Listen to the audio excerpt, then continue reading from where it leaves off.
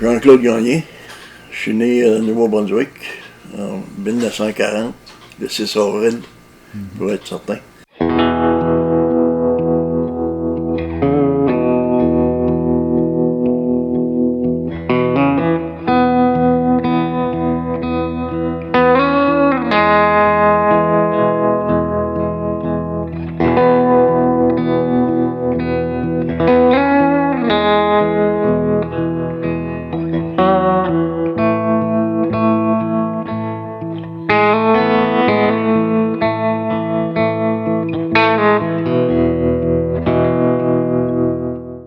Premier contact avec la photographie, mais quand j'étais à la Bourse canadienne, j'en faisais. Je m'amusais justement à photographier des petits messagers et ces affaires-là. Partout que j'allais, mais surtout des paysages. Mais avant ça, c'était ma mère pas mal qui m'a initié avec sa boîte carrée. Parce qu'elle avait fait la photo, puis moi, elle me passait la boîte, c'est moi qui faisais les photos. Dans les années 57, j'ai acheté le crâne graphique. Ça, c'est des grosses boîtes. Tu partais avec un paquet de photos de même. Ta caméra, puis tes lumières, puis les films. C'était des plaques. Qu'est-ce que vous faisiez avec ça? Les accidents, les feux, les vols. Là, on courait partout. On faisait le tour de la ville, ces affaires-là. Je pourrais dire que j'ai monté sur le pont Jacques-Cartier pour photographier la foule, les mouillations. Puis ça c'était un feu d'artifice qui s'en allait, qui se passait à l'île Sainte-Hélène. Puis il s'est mis à mouiller, à grêler. C'est pas mal risqué, mais c'est moi qui voulais avoir des photos. Fait que c'était ça qu'on faisait. Mais il n'y avait pas grand-chose qu'on faisait pas.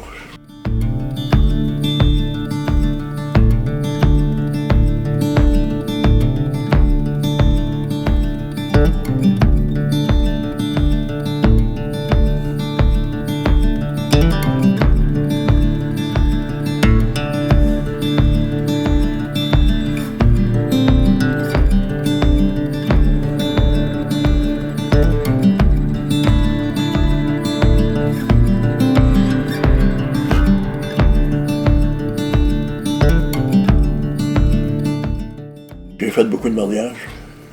J'ai fait beaucoup de luttes. La lutte, hein? Moi, c'est pas moi qui luttais, là. C'est moi qui photographiais les lutteurs. Là, après ça, vous vendiez vos photos? Oui, aux lutteurs. Dans le vous temps. les vendiez aux lutteurs, ok. Oui. J'en vendais au monde aussi, mais 8 par 10 de même, là. C'était une pièce et demie. Ok. Puis une petite photo de même, c'était 25 cents. Ça fait que. Ça, je m'en faisais toujours demander dans la foule. Il y avait toujours pas mal de monde. Ça fait qu'il y avait toujours.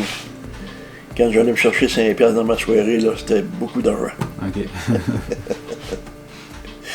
Dans le temps, là, c'était beaucoup d'argent. Mais j'avais toujours dit à ma mère, maman, si je viens qu'à faire 5$ par jour, je vais être riche. J'ai jamais été riche.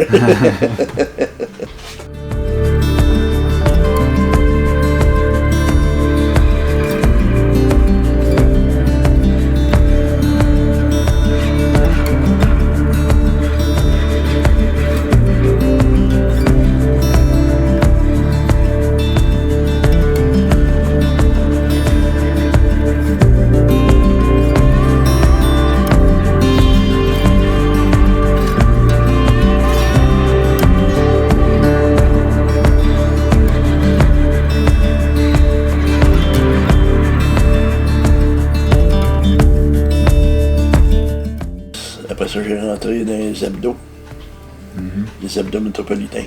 De même que j'ai pogné beaucoup de travail. Quel genre d'événement? C'était du social, ça. Ok. Du social, du commercial. J'avais des bâtisses à aller photographier, j'avais des terrains, j'avais des maisons en démolition, des taudis, ils t'appellent, là, des feux. Ce qui se passait dans le quartier. Les autres, ils le savaient, puis là, ils me disaient, veux-tu aller couvrir ça? Là j'étais rendu avec des Nikon. Ok. Donc du 35 mm. Ouais, 35 mm. J'en avais toujours deux, trois sur moi. J'avais une manière presque personnelle de les transporter. Ah oui, comment ça? Il était toujours sur mon épaule. Pas de valise, en fait. Ok, fait que vous traîniez tout sur vous sans rien. Sans rien. Mais c'était pas. Les autres photographes faisaient pas ça? Non, ben non. Ils avaient peur de briser leur caméra. Moi, j'avais pas peur.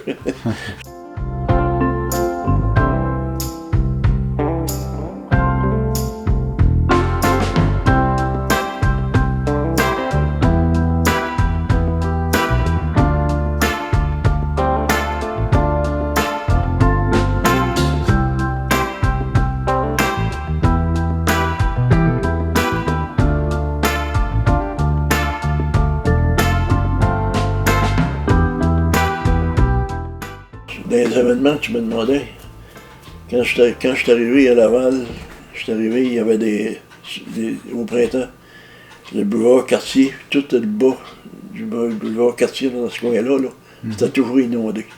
Inondé, ah ouais? Ah oui, c'était inondé, c'était effrayant. Puis j'ai couvert beaucoup d'inondations dans ces coins-là. Fait que ça m'a donné un coup de main pour rester là. Après ça, il y avait les accidents. Il y avait les personnes des noyés.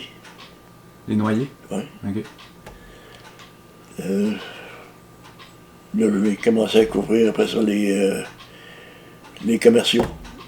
Parce que les vendeurs voulaient se faire photographier leurs devantures de magasin ou maintenant leurs produits qu'ils voulaient.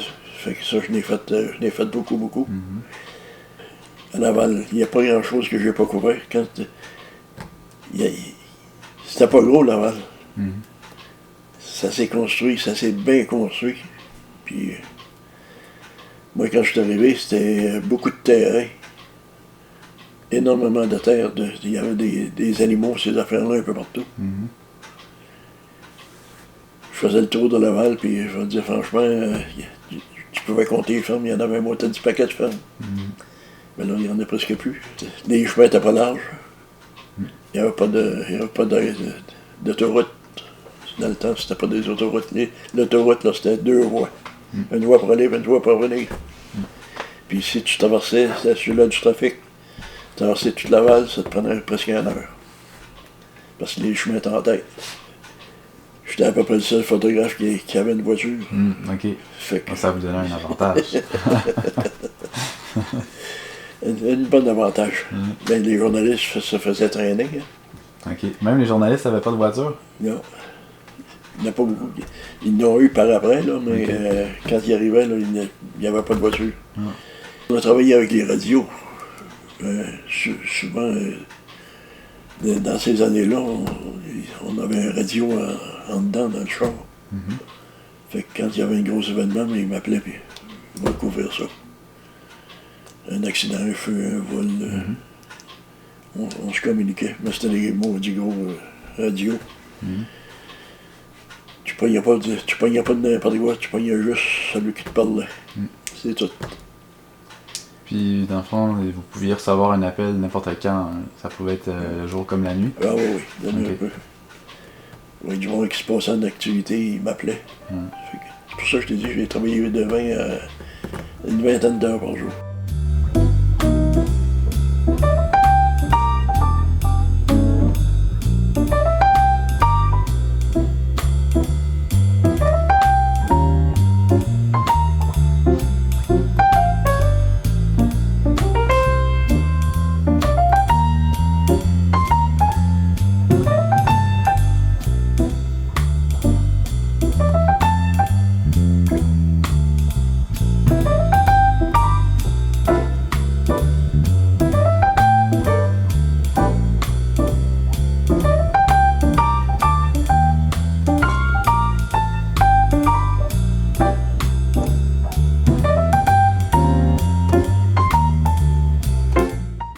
Parler de la photographie sociale tantôt. Qu'est-ce qui fait en sorte que les journaux ont commencé à s'intéresser à ça? Ben c'est justement ça, ils faisaient lire. Si tu veux faire lire ton journal, rentre dans le social. Puis c'est pas long qu'ils vont t'appeler. T'as pas besoin de les déranger, ils t'appellent. Ils veulent que tu viennes. Fait qu'à tous les semaines, là, c'était bien plein d'appels de social. Puis moi, la patronne m'avait dit, elle dit, tu photographies pas juste une personne, tu photographies paquet du monde. C'est le même qu'ils vont faire lire le journal. Puis c'est vrai. Le journal, on l'a monté. Parce que quand je suis arrivé, quoi, le journal, il y avait à peu près 15-20 pages. Puis on l'a monté à 100 quelques pages. OK. Puis si tu amènes le social, ben t'amènes des piastres. Parce que les annonceurs veulent se faire, oui, ils voient que, tu sais, il est lu. Fait qu'automatique, ça attirait beaucoup d'annonces, de commerciaux. Puis pensez-vous aussi que c'est parce que les gens aimaient ça se voir dans le journal aussi? Oui. Ouais. Ah oui.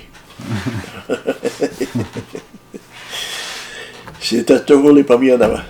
T'en as même que, je vais te dire franchement, si tu pouvais être dans le journal 10 fois, ils me voyaient 10 fois, ils se maudissaient en avant de moi dans la caméra. OK.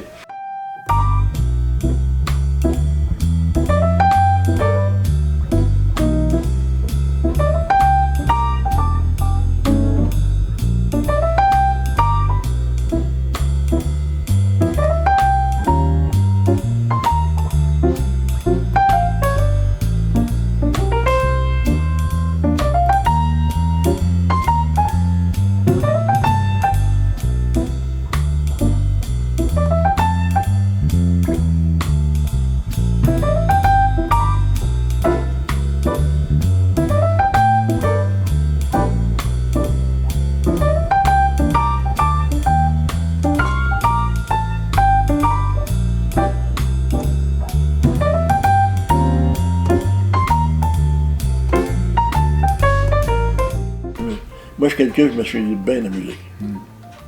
Parce que j'ai aimé ça comme un fou. J'aime ça encore, mais j'en fais beaucoup moins.